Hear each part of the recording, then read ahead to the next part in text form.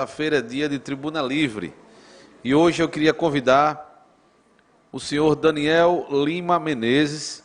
Ele é tesoureiro da Associação e Movimento Sergipano de Transsexuais e Travestis. Vossa Excelência, Vossa Senhoria, desculpe, tem 15 minutos.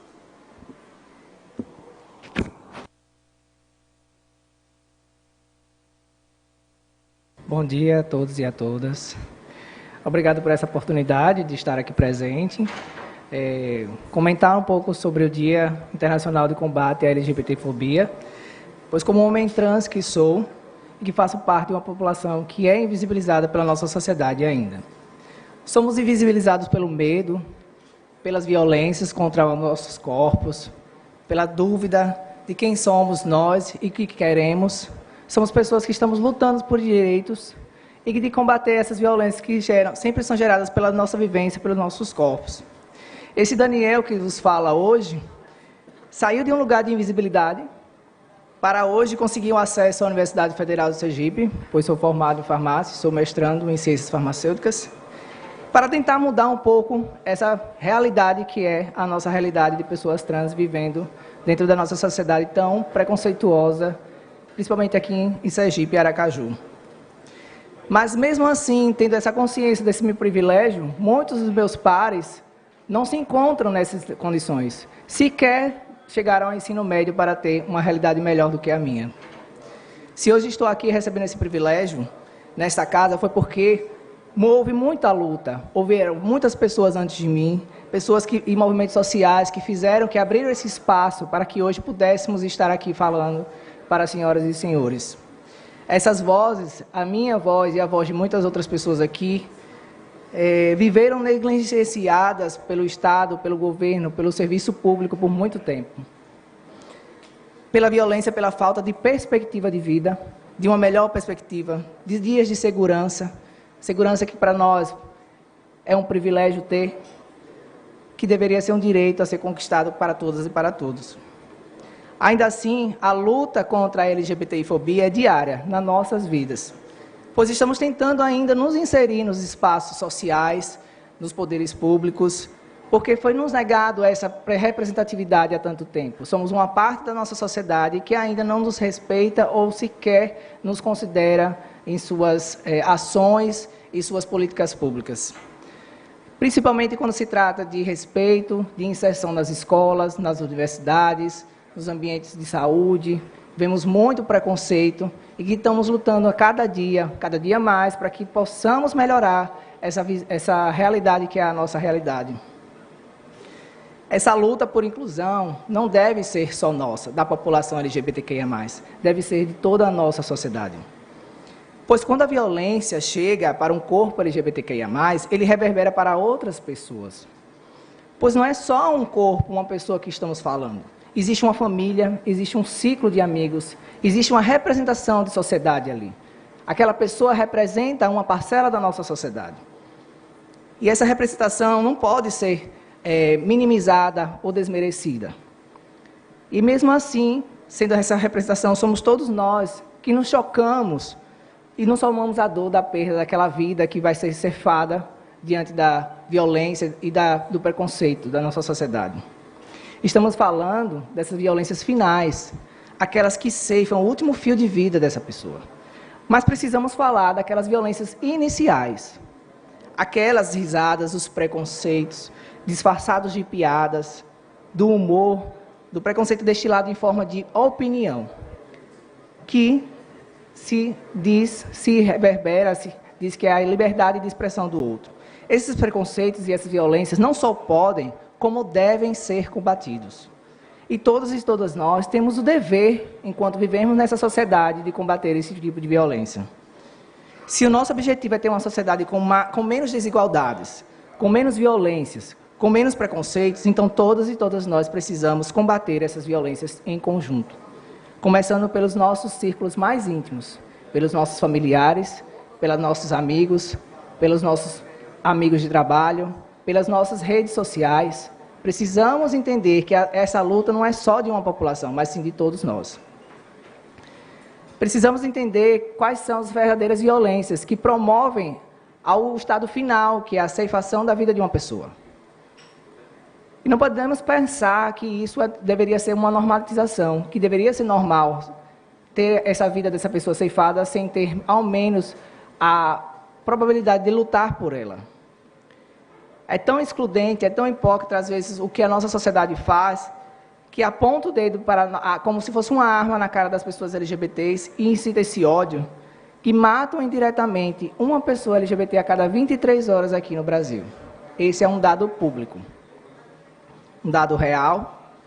E sabemos que o Estado, que deveria promover políticas de segurança pública para todos os grupos vulneráveis, de proteger a nossa vida como a vida de qualquer outra pessoa, mas essa não é a nossa realidade. A nossa vida é tão valiosa quanto outra. E não podemos deixar que esses movimentos, que esses preconceitos, que essas violências se perpetuem. Porque a gente vai correr atrás disso. Nossa população continua correndo atrás contra essa violência, cobrando dos poderes públicos que sejam implementadas políticas de segurança que sejam efetivadas de fato. Há também outras formas de violência, e uma delas é a exclusão social, a qual vemos muito frequentemente. Enquanto nós lutamos para ainda nos inserir, procurar trabalho, estar dentro de uma sociedade e pagar nossos impostos, nos deparamos com os preconceitos que nos impedem de avançar, que nos impedem de estudar, que nos impedem de ter um emprego, pois mesmo que a gente se capacite o suficiente, ainda tentando melhorar nossas condições de vida, o preconceito, por sermos LGBTQIA+, impedem essa trajetória. Basta perceber os dados.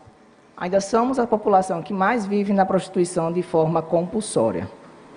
Ainda temos muitos de nós em empregos informais gritando para se manter, pois não há políticas que incentivem a diversidade do mercado de trabalho. Por isso não há emprego para nós. Ainda somos um grupo de pessoas que tem menos acesso à saúde digna, sem preconceitos, sem estereótipos. Por isso, a importância da luta para uma saúde humanizada para pessoas trans, principalmente. Ainda somos jovens que não vemos perspectiva de vida além dos 35 anos, porque qual é a expectativa de vida de uma pessoa trans se o que se sonha é viver mais um dia de vida? Ao mesmo tempo que parece ser tão longe essa realidade para muita gente aqui, auxiliar o combate das violências é um ato tão bem simples e pode ser feito por todos nós diariamente. Não só com discursos demagogos para se dizer uma pessoa tão menos preconceituosa, uma pessoa inclusiva, não. Mas para produzir, fato, comportamentos conscientes e de mudanças sociais de inclusão. Precisamos de atitudes mais concretas. Precisamos de políticas afirmativas que modifiquem o entorno da nossa sociedade e que traga essas diversidades nos campos sociais, traga essa diversidade como prioridade. Se cada um de nós aqui presente promovermos essas políticas, construir projetos que contemplem as nossas existências, esses comportamentos que serão vistos pela nossa sociedade serão reverberados e, adiante, outros grupos sociais também perceberão essa movimentação. Toda a nossa sociedade está percebendo. Assim poderemos começar a diminuir essas violências, para que elas não cheguem à ponta do iceberg, que são as notícias ruins que viram manchete na TV. Saber que a cada momento a nossa sociedade está mudando, que nós, como população, exigimos mais representatividade, mais inclusão de pessoas nas câmaras municipais, nas casas legislativas, com o intuito de tornarmos uma sociedade menos desigual, que luta pelos direitos de pessoas menos privilegiadas. E uma sociedade que luta pela desigualdade é uma sociedade que luta pelo respeito, pela dignidade do próximo, que não é nada mais que o respeito aos nossos direitos, aos direitos humanos, direitos de ir e vir, direitos de ser quem somos, direitos de amar quem quisermos amar, sem sermos julgados ou sem sermos violentados. Direitos que estão garantidos na lei, mas que precisam ser, de fato, garantidos na prática.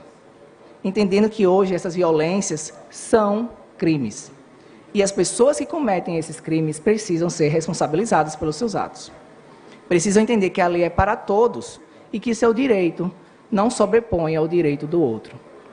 E que pessoas que usam discursos contraditórios com intenções de retirar esses direitos, promover discursos de ódio, como a exclusão do banheiro social, do banheiro para pessoas com identidade de gênero, como foi comentado semana passada, por pessoas que se dizem representar o povo em um cargo público, deveriam ser combatidos. Tal ato não leva só à discriminação, enquanto ainda mais à exclusão e à marginalização da população LGBTQIA+, especificamente da população trans, e esses discursos não passarão. Nenhum direito conquistado com muita luta retrocederá.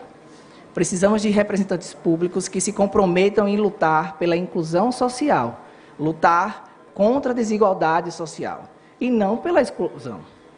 Representantes públicos que estão aqui para servir a população como um todo, e não somente para seus bens, seus interesses pessoais ou interesses de grupos privilegiados. Precisamos entender que essa pessoa sequer desconhece o seu papel como servidor público e o seu trabalho. E se não conhece esses papéis, essa representação política não deveria estar apta para tal cargo. Precisamos entender que o direito à liberdade de expressão não deve ser confundido jamais com discursos preconceituosos. E, na verdade, é bem simples distingui-los. Quando esses discursos e atos ultrapassam direitos de outra pessoa, de outro grupo, já não é mais uma opinião, já não é mais uma expressão da sua liberdade, e sim preconceito. E essas pessoas precisam entender que isso é crime e está na lei prevista 7.716 de 89, a lei do racismo, e que, assim como todas nós, pessoas civis, respondemos pelos nossos atos, também essas pessoas precisam responder pelos seus atos. Então, nesse momento, eu convoco os representantes dessa casa que, de fato, ouçam a voz da população. Somem-se a projetos inclusivos para que a população LGBTQIA+, tenha uma maior força e o combate ao preconceito. Projetos que tenham interesse do povo, projetos que realmente possam promover mudança social. Pois assim como o povo, como o movimento social, observamos e acompanhamos se nossas vozes estão sendo ouvidas e contempladas por todos os representantes desta casa. E continuaremos acompanhando, pois a nossa vida é de luta, é por mais inclusão. E não só isso só acontecerá quando todos e todas nós nos somarmos a essa luta conosco. Eu agradeço a oportunidade.